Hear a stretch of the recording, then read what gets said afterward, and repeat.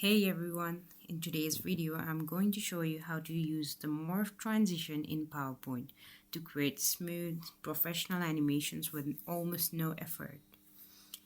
If you have ever wondered how people make slides move seamlessly like magic, this is the trick. So first, what exactly is morph? Morph is a transition feature in PowerPoint that automatically animates movement between slides. It can smoothly move text, images, shapes, and even zoom into objects without manually adding animations. Let's see how it works. First step, create your first slide. Go to Insert, then New Slide. Then I'll pick the blank one. So I have inserted the slide. Then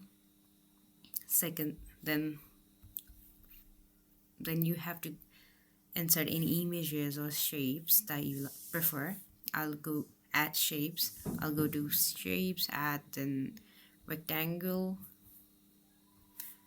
So then the second step is you have to duplicate the slide, the current one.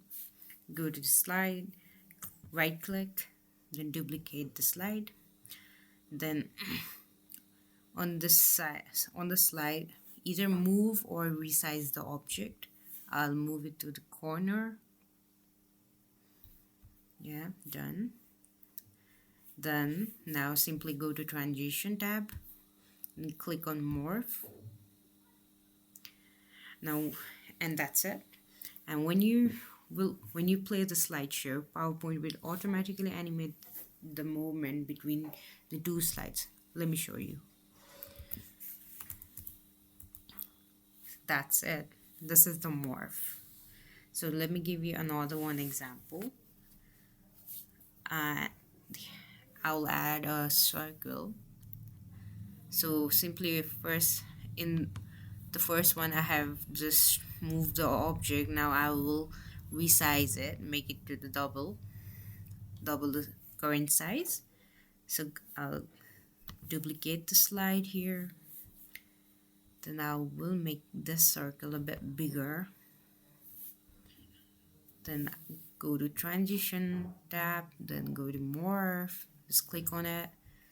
Then I will again show you the slideshow.